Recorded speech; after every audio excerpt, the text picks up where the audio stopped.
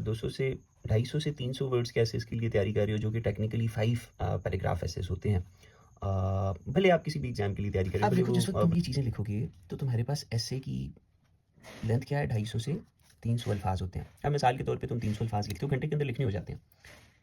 30 से 40-45 वर्ड्स तक चली जाती है आपकी आउटलाइन। सही, आगे अगर बच के 150 अल्फाज, 150 में से 50 से ability to fight hybrid warfare है, ability to fight hybrid warfare. और खुद को ये निशानियां देना बाद में कि फिर तुम्हें बड़े काम आएंगे ये अल्फाज, वो बहुत वीक है। फेलियर इसलिए है कि हम लोगों को डीकंस्ट्रक्शन ऑफ द टॉपिक में सबसे बड़ा मसला आता है। हमें समझ ये नहीं आती कि यार लिखूं क्या, क्या चीज़ है। स्ट्रक्चर ऑफ द एसे को कैसे डिसाइड करें, डीकंस्ट्रक्शन हम लोग किस तरह करें, इनकी डिस्कोर्स कैसे पहचानें, इनमें ब्रेनस्टॉर्मिंग कैसे करें, थीसिस स्टेटमेंट कैसे बनाएं, डेटा कैसे पुट करें, वोकैबुलरी अपनी किस तरह बिल्ड करें, नोट्स इन टॉपिक्स के लिए हम लोग किस तरह लें, विद इन 1 घंटा हम लोग कैसे इस एसे को इस तरह लिखें कि हम लोग एग्जाम को क्लियर कर जाएं। मिसाल के तौर पे यही अपने बस लिख लिए ना, 5 पैराग्राफ तुमने लिख लिए, क्या एक और भी है ना। हाँ, ये अब देखो, ये पैराग्राफ भी तुमने लिख लिया, ये पैराग्राफ भी तुमने लिख लिया, ये पैराग्राफ भी लिख लिया, इंस्टीट्यूशनल वाला। अस्सलाम वालेकुम aspirants, I am Mauz and you watching your favourite creative writing channel exam pen. अच्छा भाई, अगर आप भी 200 से 250 से 300 वर्ड्स के एसेस के लिए तैयारी कर रहे हो जो कि टेक्निकली 5 पैराग्राफ एसेस होते हैं, भले आप किसी भी एग्जाम के लिए तैयारी कर रहे हो, भले वो बलूचिस्तान पब्लिक सर्विस कमीशन है, ये जुडिशरी है, ये असिस्टेंट डायरेक्टर है, Khyber Pakhtunkhwa public service commission है, सिंध पब्लिक सर्विस कमीशन है, ये मुख्तलिफ एग्जाम्स आप देख सकते हो जो भी रिसेंटली कंडक्ट किए बलूचिस्तान पब्लिक सर्विस कमीशन ने। फिर अभी इतने ज़्यादा पेपर मैं आपको शो नहीं कर सकता, जुडिशरी के हुए, असिस्टेंट डायरेक्टर के हुए, पंजाब में हुए, केपी में हुए।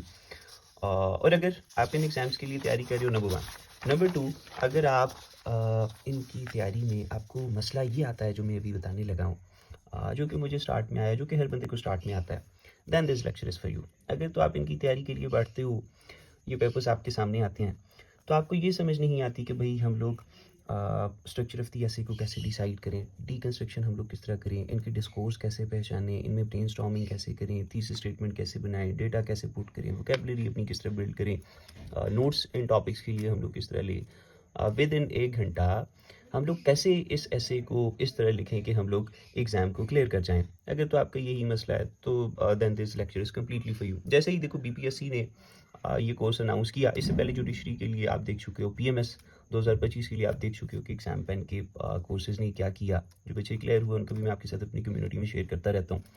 तो जैसे ही ये अनाउंस किया गया तो हमने एक बीपीएससी क्रैक्ट के नाम से एक कोर्स दिया, ठीक। अब उस कोर्स की कामयाबी ये हुई कि 80% ऑफ द टॉपिक्स जो भी हमने इसमें टच किए, ठीक। अब तो ये रिकॉर्डेड फॉर्म में भी अवेलेबल है, उस वक्त हमने ऑनलाइन लिया, फिर उसके बाद रिकॉर्ड भी किया, बच्चों की रिक्वेस्ट थी। मिसाल के तौर पे देखो, फिर मैं कंप्लीट ऐसे लिख के आपको समझाता हूँ। इसके बाद फिर बच्चों की रिक्वेस्ट थी कि बहुत सारे लोगों के लिए अफोर्डेबल नहीं था, तो उन्होंने कहा कि सर हम लोगों के लिए कंप्लीट ऐसे होना चाहिए। तो आप लोगों के लिए अभी मैं कंप्लीट ऐसे लिखने लगा हूँ, बट उससे पहले मैं आपको एक कॉन्टेक्स्ट बता देता हूँ। मिसाल के तौर पे देखो, political stability and democratic consolidation, ठीक। ये टॉपिक्स देख लो, यूथ एजुकेशन, ये सारे जो मैंने मार्क किए हुए हैं ये टॉपिक्स आप लोग देखते जाओ, ठीक। ये तमाम टॉपिक्स इस तरह आप देखते जाओ। मिसाल देता हूँ कि evaluate the role of digital media in shaping public opinion, ऐसे नंबर 30। तो ऐसे नंबर 30 अगर आप देखो कि IMF support how can Pakistan terrorism, ऐसे नंबर 23। तो from IMF to self-reliance rethinking Pakistan's economic strategy, why agriculture is important in Pakistan's economy and what steps should the government take to support. 18, agriculture and industry in decline, the collapse of economic backbone, how do non-state actors treat to cross border terrorism and Pakistan national security challenges. इस तरह जो मैंने आपको सारे बताए, तो we have cracked 80% of the papers. और सिर्फ बीपीएससी में नहीं, जुडिशरी में भी अल्हम्दुलिल्लाह हमने यही किया। बट अब रिक्वेस्ट ये थी बच्चों की कि सर हम लोगों के लिए, एक तो मैंने से अंडर 5000 रखा, बट स्टिल कुछ लोगों के लिए नहीं था पॉसिबल। तो हमने क्या किया कि हमने आप लोगों के लिए अब ये लेक्चर लेकर आए जिसमें मैं भी आपके साथ कंप्लीट डिस्कशन करने लगा हूँ। मिसाल के तौर पे सोशल मीडिया जो इन्फ्लुएंस करता है पब्लिक ओपिनियन को, हम उसी को ले लेते हैं और उस पर हमें कैसे देख लेते हैं। सही, कंप्लीट ऐसे मैं आपको बताता हूँ, स्ट्रक्चर, ब्रेनस्टॉर्मिंग, सारी चीज़ मेरा बच्चा आपको क्लियर हो जाएगी। सोशल, बल्कि हम लोग उससे भी एक इम्पॉर्टेंट टॉपिक लेते हैं बड़े मज़े का, आप सबको क्लिक भी करेगा और मुझे इम्पॉर्टेंट भी लग रहा है वो topic, social media and the state. Social media and the state, direction क्या है हम लोगों की, हमसे एग्जामिनर पूछना ये चाह रहा है कि a new battle field in hybrid warfare, in hybrid warfare, in hybrid warfare. State of Pakistan कर लेते हैं हम लोग, स्टेट ऑफ पाकिस्तान कर लेते हैं हम लोग, फिर ये और ज़रा अट्रैक्टिव हो जाएगा, स्कोप भी इसका लिमिटेड हो जाएगा, फिर आपको मेरी बात आसानी से समझ आएगी। अब देखो, सबसे पहले जिस वक्त हम लोगों के सामने एक टॉपिक आता है ना, तो 90% जो फेलियर है, 95% वो फेलियर इसलिए है कि हम लोगों को डीकंस्ट्रक्शन ऑफ द टॉपिक में सबसे बड़ा मसला आता है। हमें समझ ये नहीं आती कि यार लिखूं क्या, क्या चीज़ है कि जो मैं लिखूं, क्या स्ट्रक्चर है कि जो मैं दूं। अच्छा, फिर डीकंस्ट्रक्शन क्या चीज़ है, हम लोग डीकंस्ट्रक्शन को भी मिस इंटरप्रेट करते हैं। बेसिकली ना यार, deconstruction comprises of 4 to 5 6 things, but in short essays की अगर हम लोग बात करें तो सिंपली 4 चीज़ें हैं जिन पे डीकंस्ट्रक्शन जो है वो मुश्तमिल होती है। नंबर 1 आपके पास आ जाता है ना मेरा बच्चा, identification of what, identification of discourses. Number 2 में आपके पास आ जाता है स्ट्रक्चर, स्ट्रक्चर ऑफ दी ऐसे या फिर आउटलाइन। जो आउटलाइन का स्ट्रक्चर है बेसिकली वही आपके पास ऐसे का स्ट्रक्चर है। नंबर 3 पे आ जाता है जिस वक्त आप, once you have decided the structure of your essay, then you come towards the part of brainstorming। ठीक, ब्रेनस्टॉर्मिंग में क्या होता है कि जो आपने अपने नोट्स बनाए होते हैं, जो आपने अपनी थीम्स बनाई होती हैं, उनको आप अपने दिमाग में इस तरह की एक मशीन में डालते हो कि जहाँ से आपके पास आइडियाज़ प्रोड्यूस होके आते हैं इस स्ट्रक्चर के मुताबिक जो स्ट्रक्चर आपको डिस्कोर्स ने दिया। आफ्टर दैट शॉर्ट एसेस की बात कर रहा हूँ, फिर आप थीसिस स्टेटमेंट बनाते हो and that's it. If you are writing 1500 to 2500 words essays, तो फिर डीकंस्ट्रक्शन भी ज़रा मुख्तलिफ हो जाती है। फिर ये आइडेंटिफिकेशन ऑफ डिस्कोर्सेज भी जो है वो ज़रा सा उसका डिफ़िकल्टी लेवल हाई हो जाता है। बाकी ये एसेस तो इंशाल्लाह खाला जी का घर हैं, और आप देखोगे कि क्यों हम लोगों के इतने बच्चे क्लियर हुए, वो अभी आपको with the passage of time साथ साथ समझ आ जाएगा। अच्छा, अब सबसे पहले अगर हम लोग इनमें से एक चीज़ को लेके चलते हैं, आइडेंटिफिकेशन ऑफ डिस्कोर्स हम लोग करते हैं। हमें सबसे पहले डिस्कोर्स मार्कर पहचानना हम लोगों के लिए ज़रूरी है कि भाई किस टाइप का ऐसे एग्जामिनर ने हमें दे दिया। ठीक, तो सबसे पहले तो ये आपके पास एक आर्ग्यूमेंटेटिव टाइप का ऐसे है। अगर आप लोग टाइप्स को नहीं पहचान पा रहे, अगर आप ये नहीं पहचान पा रहे जी कि डिस्क्रिप्टिव एसेस किस तरह के होते हैं, एक्सपोजिटरी एसेस किस किस्म के होते हैं, आर्ग्यूमेंटेटिव एसेस किस किस्म के होते हैं, फिर इनको डीकंस्ट्रक्ट किस तरह करते हैं। एक सिंपल टॉपिक्स होते हैं, एक कम्प्लेक्स टॉपिक्स होते हैं। ठीक, उनके ऊपर मैंने आपको कंप्लीट लेक्चर दे रखा है, उसका लिंक जो है आपको डिस्क्रिप्शन में मिल जाएगा। ठीक, जिस जिस चीज़ पे मैंने काम किया हुआ उसका मैं डिस्क्रिप्शन आपको कमेंट सेक्शन में और डिस्क्रिप्शन में दे दूंगा। जिस पे नहीं है मैं उस मेन चीज़ की तरफ आना चाहता हूँ ताकि वक्त का ज़्यादा कम हो, फिर आगे डिस्कोर्स पे भी मज़ीद बात होती रहेगी। अब देखो, मिसाल के तौर पे हमें पता चल गया कि हमारे एसे की नोयत जो है वो आर्ग्यूमेंटेटिव टाइप की है। ठीक, अच्छा, अब डिस्कोर्स क्या करता है, डिस्कोर्स आपको स्ट्रक्चर ऑफ दी ऐसे प्रोवाइड करता है। इसके ऊपर अभी मैं बात करने लगा हूँ, इससे आपको बड़े मज़े की समझ आ जाएगी। डिस्कोर्स आपको स्ट्रक्चर ऑफ दी ऐसे प्रोवाइड करता है। अगर मिसाल के तौर पे हम लोगों का टॉपिक होता कि social media opportunities and challenges, अब हमें पता चल गया कि भाई ये सिंपल एक डिस्क्रिप्टिव नेचर का टॉपिक है, और मैंने आपको कहा कि इसमें तो डिस्कोर्सेज की बहस ही कम है। ये जो छोटे 5 पैराग्राफ एसेस हैं इसमें इतनी मुश्किल नहीं है, क्योंकि इसमें 60 to 70% स्ट्रक्चर बिल्कुल सेम रहता है, 80% तक भी कभी कभी बिल्कुल सेम रहता है। जब आप भले आर्ग्यूमेंटेटिव हो या डिस्क्रिप्टिव हो, ये सब किस तरह देखो।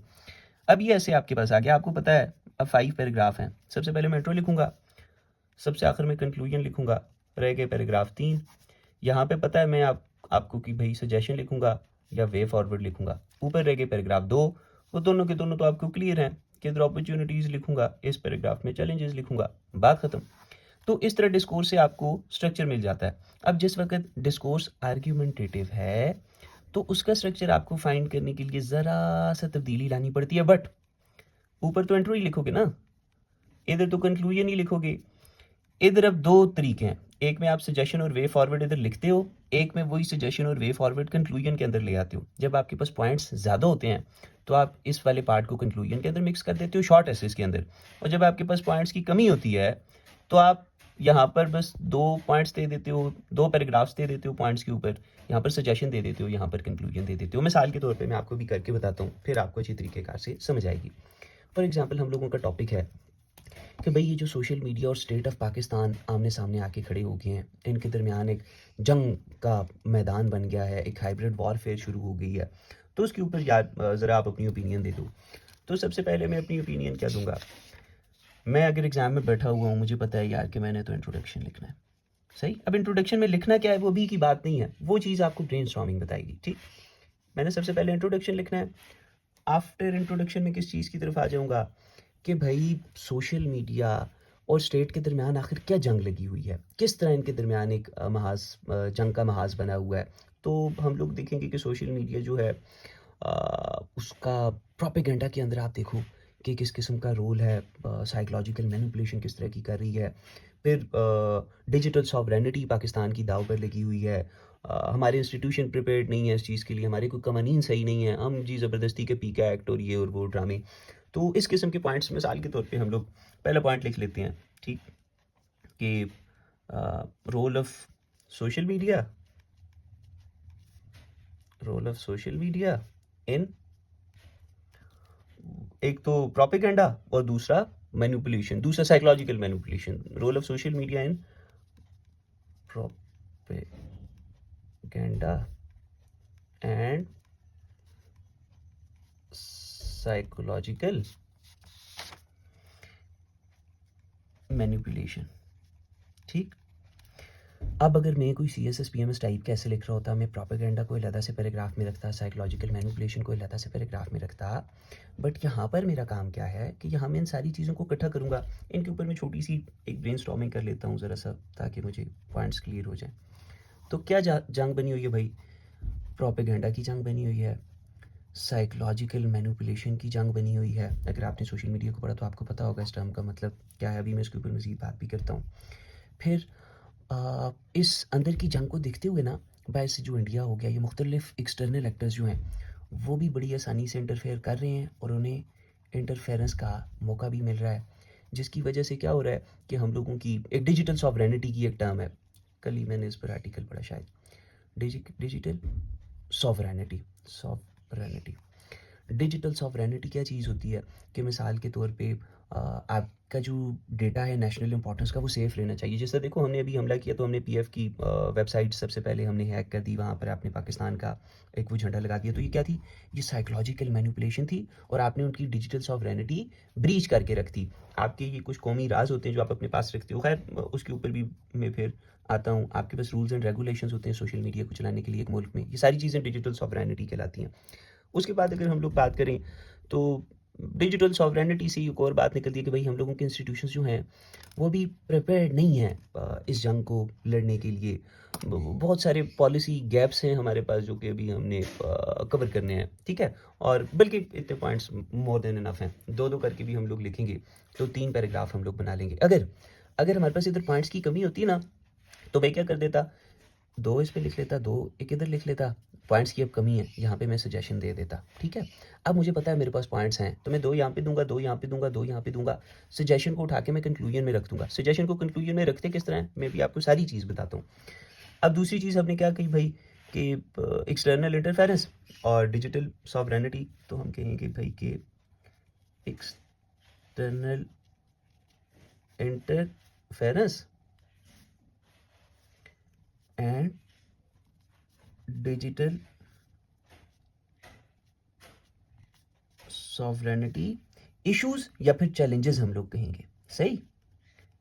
और मैं आपको ये भी बता दूं कि ये नहीं है जी कि मेरा दिमाग बड़ा कोई तेज़ काम करता है, ये जो लोग एसेज लिखते हैं उनका दिमाग बड़ा तेज़ काम करता है, नहीं। हम लोगों के पास थीम्स पड़ी होती हैं, हर वो बंदा जो तैयारी कर रहा है, जिसने कुछ क्लियर किया, अभी आपके साथ उस दिन ग्रुप में मैंने शेयर किया जो हम लोगों के PMS पंजाब में बच्चे बच्चियाँ क्लियर हुए उनके मैसेजेस, तो उनसे भी आपको अंदाज़ा हुआ होगा कि आपके पास पहले से सोशल मीडिया आपने तैयार की, आपके पास प्रॉपर थीम पड़ी हुई है। अब उसके आगे एग्जामिनर जितने भी डायनामिक्स में जाएगा, ये डेटा आपके पास पहले से तैयार पड़ा है, कोई भी इतना लाइक नहीं होता। खैर बताता तो कोई भी नहीं है कि यार मेरे पास पहले से डेटा थीम्स तैयार पड़ी है, मैं तब कर पा रहा हूँ। तो किसी का भी दिमाग कोई कंप्यूटर तो नहीं है कि डेटा खुद से बनेगा। डेटा आपके पास थीम की सूरत में पड़ा होता है। आप सिर्फ़ उस डेटा को एक मशीन के थ्रू ना वो सारा डेटा बहुत सारा है। उसमें से आप देखते हो एग्ज़ामिनर ने किस डायरेक्शन का टॉपिक पूछा है। सिर्फ़ उस डायरेक्शन में आप जो है वो डेटा सामने लेकर आते हो, उसकी मोल्डिंग करते हो। अच्छा, तीसरा हमने क्या कहा था? ये क्या था? अ, ये क्या था यार? चलो डिजिटल सॉवरेनिटी नहीं है। हाँ, डिजिटल सॉवरेनिटी ना होने की वजह से हम लोगों के इंस्टीट्यूशंस जो हैं वो क्या नहीं है, उनकी प्रिपेयर्डनेस जो है वो इतनी नहीं है। तो हम कहेंगे इंस्टीट्यूशनल अनप्रिपेयर्डनेस। इंस्टीट्यूशनल अनप्रिपेयर्डनेस है हम लोगों के पास। और हमने क्या कहा था? Gaps, governance gaps, institutional unpreparedness and governance gaps. अब ये अल्फाज देखो एग्जामिनर को इशारा कर रहे हैं। ये देखो, external interference, digital sovereignty, challenges, propaganda, psychological manipulation, ये महाज़े जंग बना हुआ है। ये बैटलफील्ड है स्टेट ऑफ पाकिस्तान और सोशल मीडिया के दरमियान। ठीक, अब मेरी बात सुनो। हम लोग देखो जो टॉपिक हमसे पूछा हुआ था एग्जामिनर ने, हम लोग 110% ना हमने सारी बातें रेलेवेंट की। हमने कोई कॉजेज़ ऑफ सोशल मीडिया या कोई फैक्ट्स नहीं लिखे, या कोई अपॉर्चुनिटीज़ नहीं लिखी, या कोई मुख्तलिफ चीज़ें नहीं लिखी। हमसे एग्जामिनर ने पूछा था कि सोशल मीडिया और स्टेट के दरमियान जो टकराव बना हुआ है उसके ऊपर बात करो कि यार तुम उसके बारे में क्या सोचते हो। तो हमने कहा हाँ भाई, वो जो बना हुआ है उसके ये डायनामिक्स हैं, उससे ये नुकसानात हो रहे हैं। और कंक्लूजन, उसका सोल्यूशन जो है वो भाई ब्ला ब्ला ब्ला ब्ला ब्ला है। मिसाल के तौर पर उसका सोल्यूशन क्या है? हम यहाँ पे कह देंगे जी कि हमें अपने इदारों को क्या करने की ज़रूरत है, मजबूत करने की ज़रूरत है। अपनी साइबर सिक्योरिटी को, इंग्लिश में लफ्ज़ स्ट्रेंथन करने की ज़रूरत है। साइबर सिक्योरिटी को, मीडिया रेगुलेशंस को हम लोगों को इम्प्लीमेंट करने की ज़रूरत है। तो इस किस्म के हम लोग कंक्लूजन लिख लेंगे। इंट्रोडक्शन में हम लोगों का क्या पॉइंट होगा कि भाई ये जो एवोल्यूशन ऑफ वॉरफेयर है, पहले जो वॉरफेयर जो है सादा हुआ करती थी, अब वो जो डिजिटल मैदान के अंदर आई है, तो उसकी वजह से जो है वो स्टेट और सोशल मीडिया आमने सामने आकर खड़े हैं, जिसकी वजह से बड़ा नुकसान हो रहा है। अच्छा, अब मिसाल के तौर पे स्ट्रक्चर ऑफ दी ऐसे आपके पास आ गया, उसके लिए भी आप इस किस्म की ब्रेनस्टॉर्मिंग कर सकते हो अपने पास रफ किस्म की। अब असल जो ब्रेनस्टॉर्मिंग है ना, डेटा सारा अपने पास अरेंज करने के लिए, चलो इसको भी यहीं पे रखते हैं ताकि ये हमें काम आता रहे। अब देखो, असल जो ब्रेनस्टॉर्मिंग है ना, वो इसलिए होती है ना, मैं तुम्हें बताता हूँ, और ये बड़ा इंपॉर्टेंट पॉइंट है। इन पॉइंट्स के ऊपर यार कोई बात ही नहीं करता, सारे अफलातून बने होते हैं। अब तुमने इंट्रोडक्शन लिखना है, तुमने बॉडी का पहला पैराग्राफ लिखना है, फिर तुमने दूसरा पैराग्राफ लिखना है, फिर तुमने तीसरा पैराग्राफ लिखना है, फिर तुमने कंक्लूजन लिखना है। इनके अंदर तुमने डेटा डालना है ना। अब तुम्हारे पास ये चीज़ तो आ गई कि भाई मैं इस लाइन में लिखूंगा। अब तुम ये डिसाइड करो कि भाई role of social media and propaganda and psychological manipulation में मैं क्या लिखूंगा। फिर बंदा ज़रा सा सोचता है कि यार हाँ, मैं पहला ये पॉइंट लिखूंगा, फिर मैं इस तरह करूंगा, ये बात लिखूंगा। फिर कोई सोचता है मेरे पास कोई रिपोर्ट पड़ी हुई है या कोई कोटेशन पड़ी हुई है, फिर मैं वो लिखूँ। खुद को हिंट्स देने हैं तुमने इस ब्रेनस्टॉर्मिंग के अंदर। एक्सटर्नल इंटरफेरेंस में मैं लिखूंगा यार ये जो इंडिया हम लोगों के साथ इंटरफेयर कर रहा है, या जो डिजिटल सॉवरेनिटी पे इस तरह लिखूंगा, इस तरह लिखूंगा, इस तरह लिखूंगा।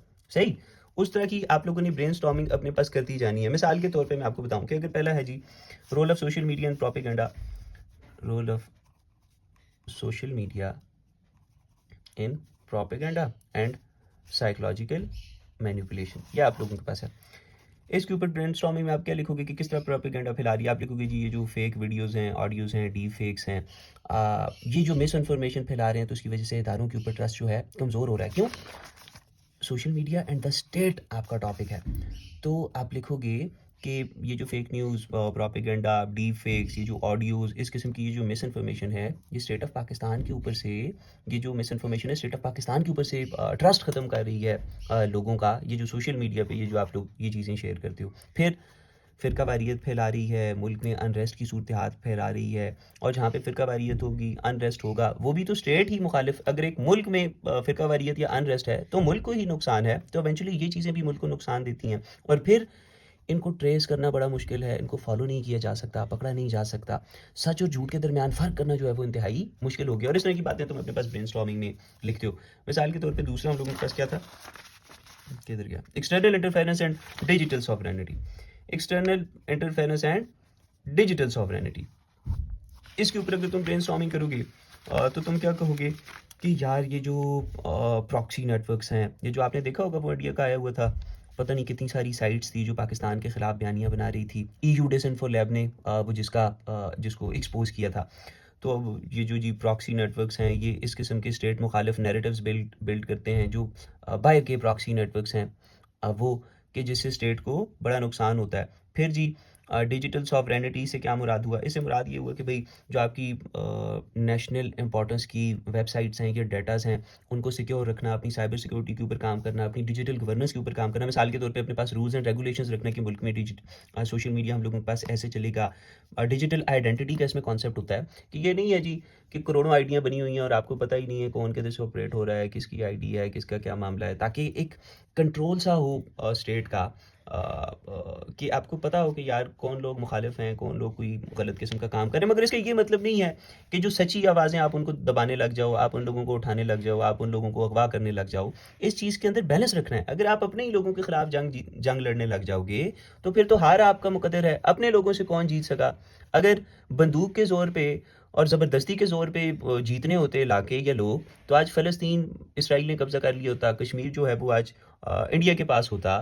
तो ज़बरदस्ती से कभी भी कुछ नहीं होता। हमेशा मफ़ाहमत से काम लेना है, अपने लोगों के इंटरेस्ट को सेव करना है, बाहर के आने वालों इंट्रूडर्स के खिलाफ आपने इन पॉलिसीज़ को अपनाना है। अगर आपने अपने ही लोगों के खिलाफ ये पॉलिसीज़ अपनाने लगे, तो फिर नाकामी आपका मुकद्दर है। और फिर जो एक्सटर्नली जो बयानिया आएगा, वो फिर बड़ी आसानी से फैलेगा। अगर मिसाल के तौर पे इंडिया भी कोई चीज़ पाकिस्तान मुखालिफ या पाकिस्तान की फ़ौज मुखालिफ या इदारों मुखालिफ उधर से फ्रेम करके भेजेगा, आगे से खुद लोग शेयर करेंगे, खुद उसको लाइक करेंगे, खुद वो बयानिया बनेगा। क्यों?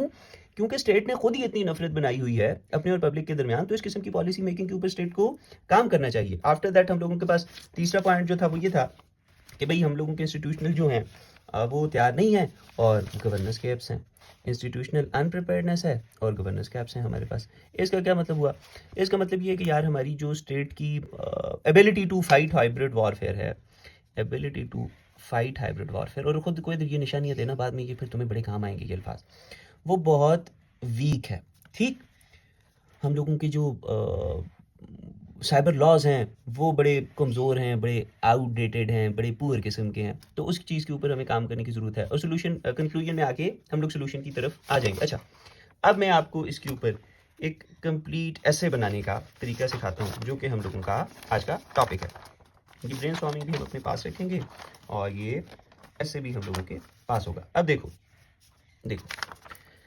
मिसाल के तौर पर अगर मार्कर कोई मिल जाए, हाँ, हम लोगों का टॉपिक है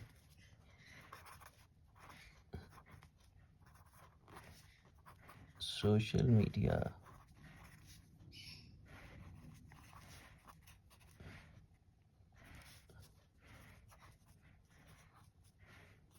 in the state of Pakistan.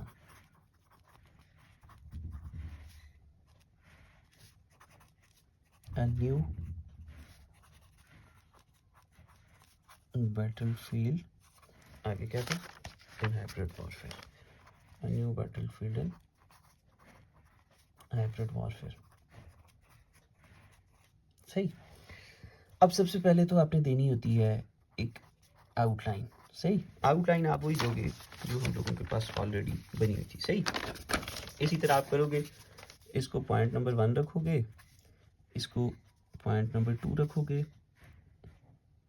Introduction, हाँ, इसको पॉइंट नंबर 2 रखोगे, इसको पॉइंट नंबर 3 रखोगे, इसको पॉइंट नंबर 4 रखोगे और इसको पॉइंट नंबर 5 रखोगे। इस किस्म की एक सिंपल सी आउटलाइन दे दोगे। वो नीचे ज़्यादा जो चीज़ें आपने इधर आइडेंटिफाई की हैं उनको इधर नीचे लिखने की ज़रूरत नहीं है। इसकी आउटलाइन मुख्तलिफ होती है क्योंकि आपके पास इतना टाइम नहीं होता। ठीक, तो ये मुनासिब है, ये आउटलाइन आपने लिख दी। अच्छा, एक और चीज़ के ऊपर बात करते हैं। अब देखो, जिस वक्त तुम ये चीज़ें लिखोगे तो तुम्हारे पास एसे की लेंथ क्या है? 250 से 300 अल्फाज होते हैं। अब मिसाल के तौर पे तुम 300 अल्फाज लिखते हो, घंटे के अंदर लिखने हो जाते हैं। 30 से 40-45 वर्ड्स तक चली जाती है आपकी आउटलाइन। सही, आगे अगर बच के 150 अल्फाज, 150 में से 50 से 60 अल्फाज का अगर इंट्रो लिखोगे, 50 से 60 अल्फाज का अगर कंक्लूजन लिखोगे, तो तुम्हारे पास 130, 120, 140 वर्ड्स की कैपेसिटी बचेगी। तो तकरीबन तुम अगर 40 वर्ड्स के ये पैराग्राफ्स लिखोगे तो तुम्हारी कहानी कंप्लीट हो जाएगी। इस बात को अपने माइंड में रखो। यहाँ पे हमने भाई बना दी सारी आउटलाइन। एग्जाम। ये तुम लोगों की आउटलाइन थी, ठीक, ये आ गई तुम लोगों की आउटलाइन। अब जिस वक्त आप लोग लिखोगे ना ऐसे, आप इस तरह मेंशन करोगे ऐसे। अब आपने आगे हेडिंग्स नहीं देनी कि भाई अब मैं इंट्रोडक्शन लिख रहा हूँ तो इंट्रोडक्शन की हेडिंग दूंगा, रोल ऑफ सोशल मीडिया। ऐसे के अंदर हेडिंग्स नहीं होती, फिगर्स नहीं होते, मैप्स नहीं होते, ये चीज़ें ऐसे के अंदर नहीं होती। फिर ये current affair, Pakistan affair, compulsory, optional, इन सब में होती हैं। अब सबसे पहले आपकी बात आ गई कि भाई इंट्रोडक्शन लिखो। इंट्रोडक्शन में ये बात होती है ना मियाँ कि इंट्रोडक्शन बेसिकली ना, मैं तुम्हें बताता हूँ। इंट्रोडक्शन का मतलब ये है कि बात को इंट्रोड्यूस करना। इंट्रोडक्शन में सबसे पहले आते हैं स्टार्टर्स, या उसका आपने नाम सुना होगा हुक, या उसका नाम आपने सुना होगा अटेंशन ग्रैबर या बैकग्राउंड। आप बात को कहीं दूर से पकड़ के लाते हो ना और अपने टॉपिक की तरफ लेके आने लगते हो। अब अगर हम लोग सोशल मीडिया और स्टेट ऑफ पाकिस्तान के ऊपर ये जो न्यू बैटल फील्ड है इस पर अगर बात करें, तो बैटल फील्ड के साथ ये जो न्यू लगा हुआ है, अब टॉपिक के अंदर हर एक लफ्ज़ को पहचानने का, एक्सट्रैक्ट करने का भी अपना एक प्रॉपर तरीका कार होता है। बट मैं हम लोग अपने टॉपिक की तरफ लेंगे, हम इधर उधर नहीं जाएंगे फिर वक्त हम लोगों का। अब ये देखो, ये जो न्यूज़ से मुराद है, इससे क्या मुराद है कि कोई पुरानी बात भी तो हुआ करती थी। तो सबसे पहले हम इंट्रोडक्शन में क्या लिखेंगे, सबसे पहले हम इस चीज़ की तरफ आएंगे कि भाई आज तो दौर बदल गए हैं।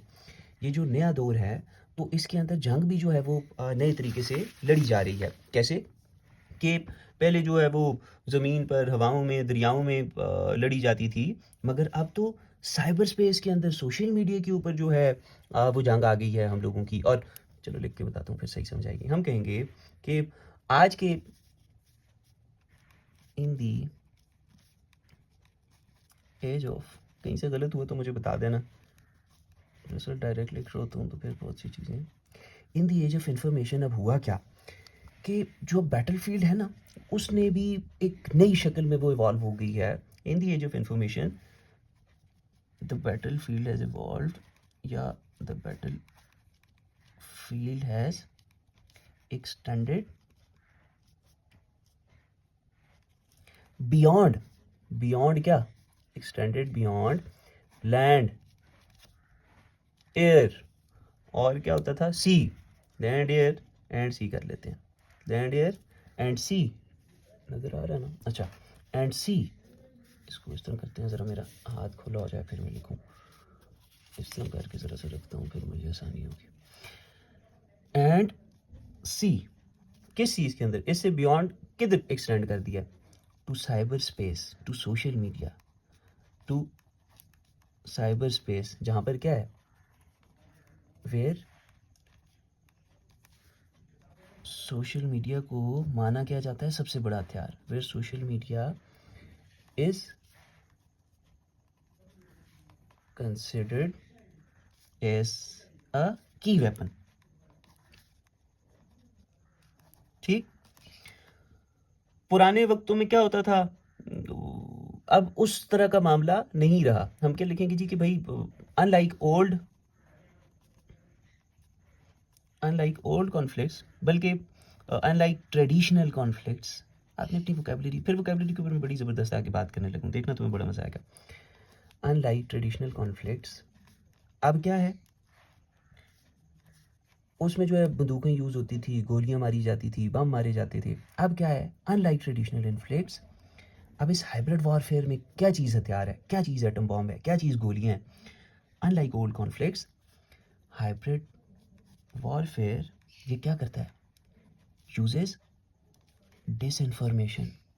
दजल का ज़माना आ गया भाई, झूठ ही झूठ होगा, तरफ नबी पाक सल्लल्लाहु अलैहि वसल्लम ने कहा था। हाइब्रिड वॉरफेयर यूजेस डिसइंफॉर्मेशन, और क्या चीज़ हमें हमारी आउटलाइन लगी हुई गाइड कर रही है, डिसइंफॉर्मेशन और डिजिटल डिसरप्शन, डिजिटल डिसरप्शन और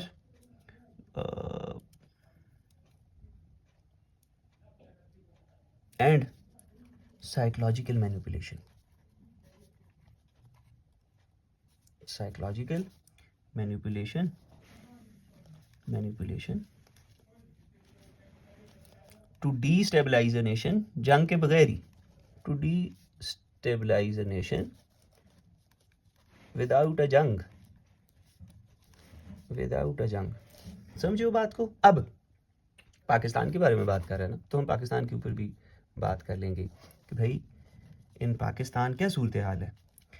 अब पाकिस्तान में ये जो ख़तरा इवॉल्व कर रहा है, ये स्टेट को किस तरह से नुकसान दे रहा है। ये स्टेट के ऊपर हमने अभी डिस्कस किया कि भाई ये स्टेट के ऊपर ट्रस्ट को ख़त्म कर रहा है, स्टेट की अथॉरिटी को ख़त्म कर रहा है, कोहेजन को मुल्क में से ख़त्म कर रहा है, ठीक है। In Pakistan this evolving threat is doing what, this evolving threat, फिर मैं ये जो इधर से ये अल्फाज ला रहा हूँ इनको आगे पीछे रख रहा हूँ यहाँ से उठा के एक एक को। ये जो लिखने का तरीका है थीसिस स्टेटमेंट या इंट्रोडक्शन, इसके ऊपर भी कंप्लीट इन डिटेल लेक्चर जो है मैं रिकॉर्ड कर चुका हूँ, उसका लिंक भी मैं भी आपको दे दूंगा। उस लिंक के ऊपर थीसिस स्टेटमेंट लिखा होगा और जो ऊपर मैंने डीकंस्ट्रक्शन वाला लिंक बताया था उसके ऊपर डीकंस्ट्रक्शन लिखा होगा। उस लेक्चर में आप देखोगे डीकंस्ट्रक्शन, इस लेक्चर में आपको कंप्लीट थीसिस स्टेटमेंट मिल जाएगी ताकि हम लोग आगे अपनी मेन मकसद की तरफ आते रहें। अब this evolving threat is doing what, this evolving threat poses, नहीं भाई मत कॉलिंग करो मुझे, this evolving threat poses serious risks to national cohesion, to national cohesion, public trust, और हमने क्या कहा था, public trust और and state authority, and state authority। ये हम लोगों के पास बुनियादी तौर पे इसका इंट्रोडक्शन हो गया, सही। अब जब आपके पास इंट्रोडक्शन हो गया उसके बाद आप लोग लिखोगे ये वाला पैराग्राफ, उस पैराग्राफ में ये जो सारी चीज़ें मैंने आपको बता दी आप डिस्कस करोगे, फिर आप उस पैराग्राफ को जोड़ोगे इस पैराग्राफ के साथ, उसमें मैंने चीज़ें डिस्कस कर दी हैं, फिर उसको जोड़ोगे इस पैराग्राफ के साथ, उसमें हमने सारी चीज़ें डिस्कस कर दी हैं, फिर उसको आप जोड़ दोगे। मिसाल के तौर पे हम कोई पैराग्राफ लिख लेते हैं, हम इसको, बल्कि इसको स्टेट किस तरह प्रिपेयर नहीं है, हम वो वाला पैराग्राफ लिख के देख लेते हैं। इसमें हमने क्या कहा था कि ability to fight hybrid warfare weak है और साइबर लॉज वगैरह और हम लोग क्या आउटडेटेड हैं, पुअर हैं। इसके ऊपर हम एक पैराग्राफ बना लेते हैं, सही। मिसाल के तौर पर ये देखो, हम क्या कहेंगे, हम कहेंगे इंट्रोडक्शन हमारे पास है ना, इंट्रोडक्शन हमने लिख लिया, हम कहेंगे कि भाई पाकिस्तान, इस पर मैं आपको बड़ी ज़बरदस्त एक ट्रिक बताता हूँ। चलो हम लोग बड़े कातिल तरीके से इस पैराग्राफ को बनाएंगे, बड़े गौर से सुनना चाहिए, बहुत गौर से। जिसको ये बात समझ आएगी उसको फिर उसको सारे लेक्चर का मज़ा इस जगह पर आ जाएगा। अब हम क्या कहते हैं कि Pakistan ability to fight hybrid warfare, यही हमने किया ना, to fight hybrid warfare is limited या इज वीक, ठीक, इज लिमिटेड लिख लेते हैं हम लोग, सही। फिर हमने कहा कि भाई जो हम लोगों के साइबर लॉज हैं, साइबर लॉज वो क्या हैं, cyber laws are outdated and poor, ठीक, या एंड पुअरली इन्फोर्स कर लेते हैं, पुअरली इन्फोर्स्ड। और दूसरी बात क्या है कि जो हम लोगों की सिक्योरिटी एजेंसीज हैं ना, वो हम लोगों की ये जो सोशल मीडिया प्लेटफॉर्म्स हैं, कोई उनके साथ उनका कोई रिश्ता अच्छा नहीं है, ठीक।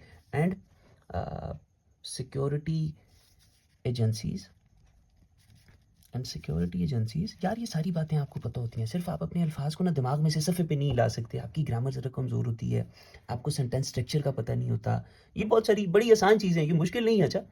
And security agencies do not work, क्या लफ्ज़ इस्तेमाल करें, do not work well with social media platforms, या हाँ विद सोशल मीडिया प्लेटफॉर्म्स कर लेते हैं, या टेक प्लेटफॉर्म्स हम लोग कर लेते हैं, सही। 1 2 3 4 5 6 7 8 9 10 11 12 13 14 15 16 17 18 19 20 21 22 23 24 25 26, अभी हमें कुछ और लिखने की ज़रूरत है। हाँ, पाकिस्तान टेली कम्युनिकेशन अथॉरिटी के बारे में लिख लेते हैं कि भाई सिमिलरली जो पाकिस्तान टेली कम्युनिकेशन, अब ये आपने फिर पूरा लिख लेना अथॉरिटी, फिर उसके बाद पीटीए, जब भी किसी वर्ड का मुखफ़्फ़ एब्रिविएशन आपने यूज़ करनी है तो पहले पूरा लिखना है, फिर उसके बाद आपने उसका मुखफ़्फ़ लिखना है, और फिर अगर आपको आगे दोबारा से वो यूज़ करना है ना, फिर उसके बाद आप पीटीए लिखो। अब क्योंकि एग्जामिनर को क्लियर हो गया कि यार पीटीए ये चीज़ है, ये नहीं है कि पहली दफ़ा तुम पीटीए यूज़ कर लो, उसे क्या पता है कि पीटीए क्या है। तो उसूल ये है कि पहले डिफाइन करोगे, भले यूनाइटेड नेशंस का लिख रहे हो या यूएसए का लिख रहे हो, जो भी लिख रहे हो ना, पहले तुम एक दफ़ा डिफाइन करोगे, फिर आगे ये चीज़ दोगे, फिर उसके बाद आगे ऐसे में जिद जिद यूज़ होगी, बस फिर ये एब्रिविएशन देते जाओ, फिर कोई मसला भी नहीं। अब पाकिस्तान टेलीकम्युनिकेशन अथॉरिटी क्या कर रही है, उसके ऊपर बड़ा क्रिटिसिज्म कर रहे हैं पाकिस्तानी कि भाई इसका अब क्या इशू है, ये क्यों क्रिटिसिज्म फेस कर रही है कि भाई आर्बिट्रेरी किस्म के बैन लगा रही है, कोई स्ट्रेटेजिक एक्शंस नहीं ले रही, कोई स्ट्रेटेजिक पॉलिसीज़ नहीं बना रही, बल्कि क्या कर रही है, आर्बिट्रेरी किस्म के bans instead of taking strategic actions. तो ये चीज़ भी बड़ा एक मसला पैदा कर रही है। बस ये आपके पास एक मुनासिब सा पैराग्राफ हो गया। अच्छा, अब ना, अब आपको सबसे पहले बुनियादी राइटिंग सीखनी पड़ती है, अपनी ग्रामर के ऊपर काम करना पड़ता है, अपने एक्सप्रेशन के ऊपर काम करना पड़ता है, वोकैबुलरी की बात के ऊपर आ जाते हैं।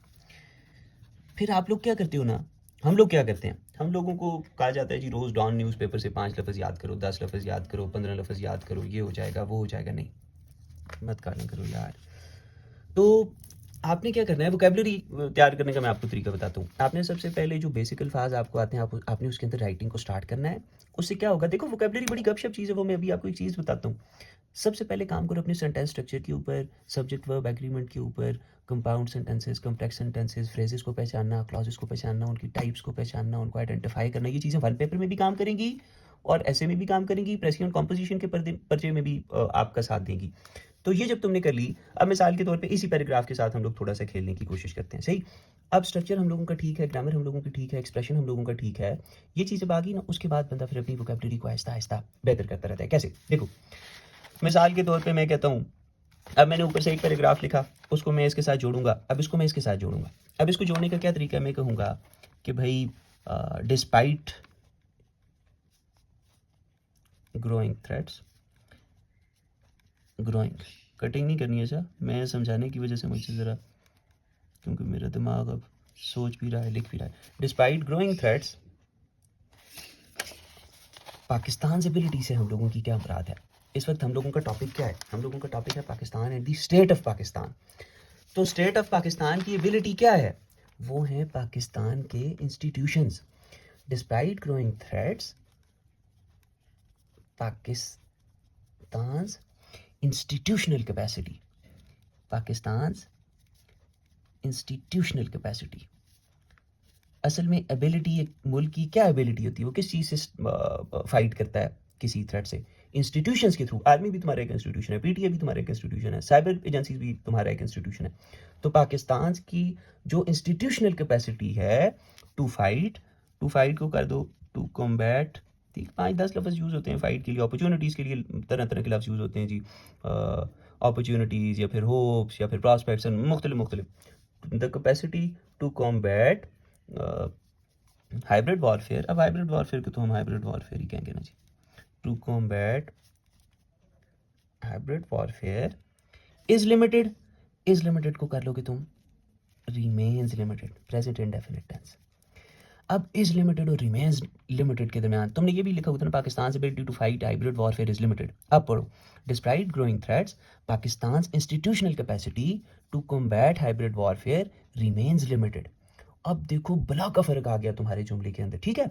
तो इस तरह आहिस्ता आहिस्ता तुम अपने जुमलों को प्रोफेशनल करते हो। तुम शुरू में ही इस किस्म का लिखने लग जाते हो, शुरू में ही ना हम लोग 10 माज़ों पे लड़ाई शुरू कर देते हैं, ग्रामर का महाज, सेंटेंस स्ट्रक्चर का महाज, वोकैबुलरी का महाज और इंग्लिश एक्सप्रेशन का महाज। नहीं, आपने पहले एक महाज फतह करना है, फिर दूसरा, फिर तीसरा, फिर बिल्कुल एक सिस्टम के अंदर रहते हुए, ठीक है, प्रॉपर एवेल्युएशंस के अंडर रहते हुए आराम आराम आराम आराम आराम से। अब हम लोग अपना जो अक्टूबर में सेशन स्टार्ट करेंगे 3 मंथ्स, ये जो भी हम 3 मंथ्स की क्रिएटिव राइटिंग वर्कशॉप लेते हैं, तो उसमें मेरा सारा स्ट्रक्चर, ये जो प्रॉपर तरीका है, जिनके लिए वो अफोर्डेबल नहीं भी है, देखो मैं आपके सामने खोल के रख रहा हूँ कि इस तरह तुम लोग आसान आराम आराम से आगे जाते हो। देखो अब क्या था, cyber laws are outdated and poorly enforced and security agencies do not work well with, क्या था, सोशल मीडिया प्लेटफॉर्म्स। अब देखो, अब हम इसको जरा सा बदलने की, cyber laws are outdated and poorly enforced. अब देखो,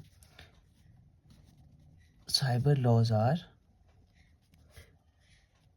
अभी जो 0 to हीरो सेशन वाले बच्चे हैं, आप लोगों का पुत्र जी उस दिन कंजंक्शन पे लेक्चर हुआ, कोऑर्डिनेटिंग नहीं, कोरिलेटिव कंजंक्शंस पे जब एक बच्चे ने पूछा कि सर हम इसको किस तरह आप एसेस के अंदर प्रैक्टिकली इस्तेमाल करें, तो मैंने आपको कहा कि मैं इसको आपकी एप्लीकेशन बताऊंगा। अब उसकी एप्लीकेशन देखो, cyber laws are outdated and poorly enforced. इसको लिखने का एक और तरीका है, साइबर लॉज आर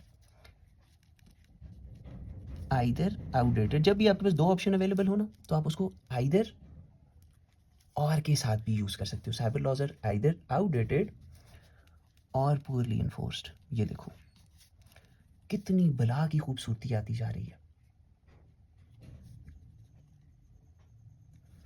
अब आगे क्या था, and security agencies do not work well with social media platforms. तो अब देखना, and security agencies do not work well with social and coordination between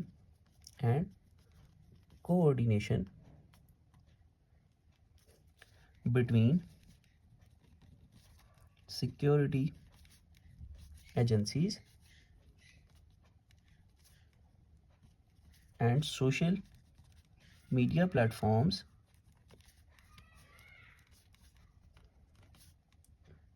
is limited या is inadequate।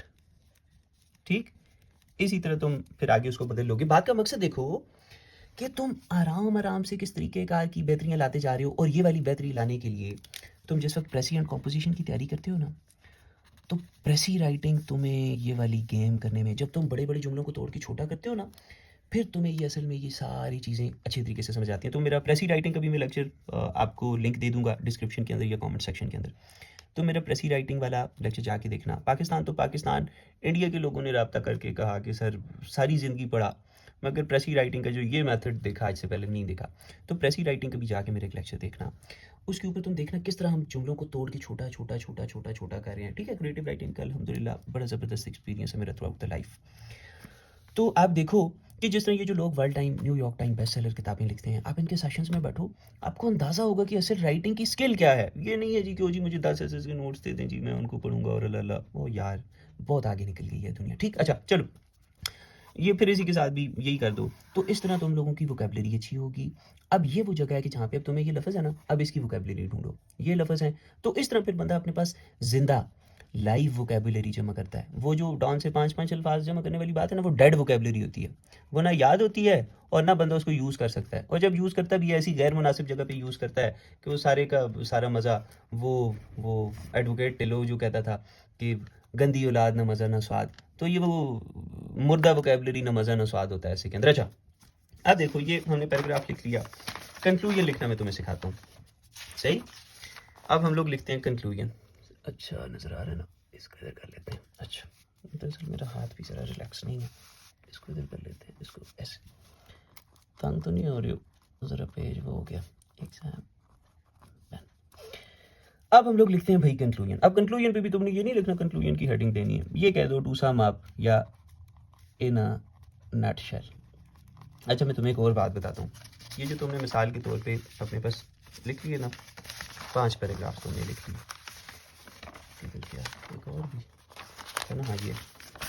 अब देखो ये पैराग्राफ भी तुमने लिख लिया, ये पैराग्राफ भी तुमने लिख लिया, ये पैराग्राफ भी लिख लिया, इंस्टीट्यूशनल वाला ये तुम्हें कंप्लीट लिख के बता दिया। अब तुम इससे डायरेक्ट कंक्लूजन पे जा सकते हो। 5 पैराग्राफ ऐसे है, या तुम अगर आर्गूमेंटेटिव एसेस की हो तो उसके अंदर मैं एक और चीज़ प्रेफर करता हूँ। आर्गूमेंटेटिव एसेस के अंदर ना कंक्लूजन से पहले आप क्या करो कि आप एक रिपोर्ट या फैक्ट या फिगर अगर आपको याद है, सही है, वो याद आप देखो। एक और बात मैं आपको बड़े मज़े का पॉइंट बताऊँ, सोशल मीडिया ना, अब इस पे हज़ारों टॉपिक्स एग्जामिनर पूछ सकता है। आप हज़ारों टॉपिक्स के लिए रिपोर्ट्स और डेटाज और फैक्ट और कोर्स इकट्ठे करते रहते हो, ये सबसे बड़ी गलती है। कंप्यूटर ये काम कर सकता है, इंसान के लिए करने की नहीं है। बाद में आपको जब सीट भी मिलेगी तो यार आप उधर से कंप्यूटर मारोगे, उधर से सारी चीज़ें आपके सामने आ जाएंगी। असल चीज़ें उनको यूज़ करना तुमने सीखना है, डेटा वो कंप्यूटर का काम है। तो असल में आपने सोशल मीडिया के ऊपर 4-5 एक रिपोर्ट्स तैयार करनी होती हैं, 4-5 कोर्स, 5-10 अच्छे से फैक्ट्स या लॉजिकल रीजनिंग या कोई अच्छे से पॉइंट्स, ये 10-15 चीज़ें एआई के ऊपर भी इस तरह करोगे। अब ये तुमने इस किस्म की तैयार करनी है कि जो ऐसे भी पूछ लिया जाए तुम तुम्हारे अंदर ये स्किल हो कि तुम इनको मोल्ड करके ना उस ऐसे के अंदर यूज़ कर सको। मिसाल के तौर पर सोशल मीडिया पे मुझे तैयार हैं चीज़ें, मैं अगर ये ऐसे लिख रहा होता एग्जाम में बैठा हुआ, तो मैं यहाँ पर क्या लिखता, हम यहाँ पर क्या करते, हम यहाँ पर कंक्लूजन लिखने से पहले एक रिपोर्ट लिखते हैं। हम यहाँ पर कंक्लूजन लिखने से पहले क्या लिखते हैं? हम कंक्लूजन लिखने से पहले एक रिपोर्ट लिखते हैं।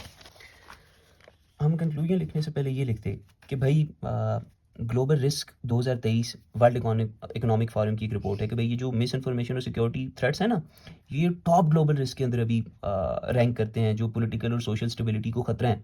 और फिर वो रिपोर्ट क्या करती है? That report also emphasises the need for stronger digital resilience. और फिर साथ जो पब्लिक प्राइवेट कोऑपरेशन है या मीडिया लिटरेसी है, उस चीज़ को भी बढ़ाने पे बात करती है। तो वो मैं यहाँ पे ऊपर 2-3 लाइनों में लिख के फिर आऊँगा कि भाई इन अ नटशेल सोशल मीडिया जो है ना, वो अब फ्रंट लाइन है हाइब्रिड वॉरफेयर के अंदर, क्योंकि अब हम लोग अपनी इख्तितामी बातें कर रहे हैं। कंक्लूजन के अंदर हम लोगों की टोन जो है उसमें अथॉरिटी होगी कि भाई सोशल मीडिया जो है in a nutshell, social media अब क्या है? In a nutshell social media is now a front line in hybrid warfare. सही। इधर अब क्या होता है? वेयर बैटल्स और फॉट विद किस चीज़ के साथ? मिस इन्फॉर्मेशन, एल्गोरिदम्स, बजाय असले के, in hybrid warfare. Now front line in hybrid warfare where, जहाँ पे जंगें किससे लड़ी जाती हैं? Where battles are fought. अब ये मैंने एक आर्टिकल में से ये बात उठाई थी, where battles are fought with, और ये खूबसूरत बातें हैं, इस किस्म की बातें आप उठा के अपने नोट्स अपनी थीम्स में रखते हो। Are fought with disinformation and algorithms आप इधर भी वो कर सकते हो, आइदर डिसइंफॉर्मेशन और एल्गोरिदम्स इंस्टेड ऑफ ए भी डालो। एम्यूनिशन के क्या स्पेलिंग होते हैं? मेरे ख्याल से तो ए से ही होता है ना, एम्यूनिशन। सही। फिर सोल्यूशन वाली भी मैंने बात की थी कि यार हम लोग सोल्यूशन अपने कंक्लूजन के अंदर रखेंगे, तो 2 लाइनें उस पर तुम बड़ी ज़बरदस्त सी लिखो और उसमें सारे सोल्यूशन आपके पास होने चाहिए कि भाई पाकिस्तान को जो है, Pakistan must work on, Pakistan must invest, Pakistan must enact policies on, क्या? Pakistan must invest in cyber security के ऊपर हमें काम करना चाहिए। अब देखो सारी दुनिया ऑनलाइन होती जा रही है, शॉपिंग्स ऑनलाइन, सब कुछ ऑनलाइन, तो चोरियां भी ऑनलाइन, सारी डकैतियां भी ऑनलाइन, तो वो साइबर सिक्योरिटी के ऊपर अब हमें काम करना पड़ेगा। रेगुलेटरी रिफॉर्म्स के ऊपर अब हमें काम करना पड़ेगा। ठीक। और सबसे बड़ी बात, डिजिटल एजुकेशन। ठीक। एंड डिजिटल एजुकेशन, इन चीज़ों के ऊपर पाकिस्तान को काम करना पड़ेगा टू डिफेंड। क्यों? क्योंकि हमने खुद को क्या करना है, ये किस लिए करना पड़ेगा? क्योंकि हमने खुद को डिफेंड करना है, टू डिफेंड इटसेल्फ। पाकिस्तान की बात हो रही है। From what?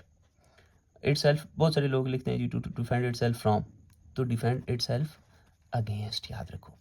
सही। To defend itself against, defence हमेशा किसी के अगेंस्ट किया जाता है, किसी से, वो जो हम कहते हैं ना, वो से बचना है। तो हम उर्दू को इंग्लिश में ट्रांसलेट करते हैं तो हम कहते हैं डिफेंड इटसेल्फ फ्रॉम, जबकि इंग्लिश क्या कहती है? Defend itself against these invisible threats. अब ये जो छोटे छोटे लफ्ज़ हैं ना, अगेंस्ट, और जो मैंने आइदर और छोटी छोटी चीज़ें की, असल में ये वो लफ्ज़ हैं जब आप कोई अच्छा राइटअप पढ़ते हो, कोई किताब पढ़ते हो, आपको ये अल्फाज टेस्ट देते हैं।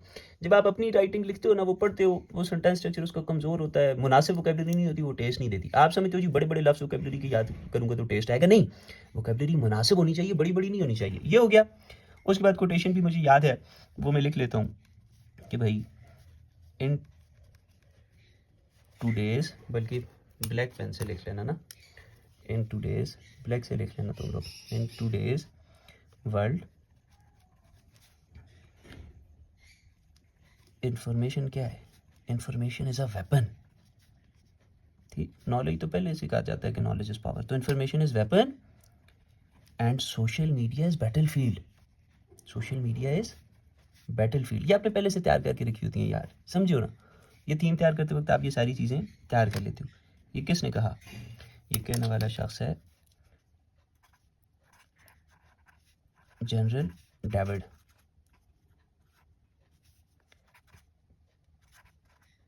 पीटरस। ये क्या है जी? ये कौन है? ये फॉर्मर CIA डायरेक्टर है। सही। सो दैट्स इट भाई, दैट वाज योर ऐसे।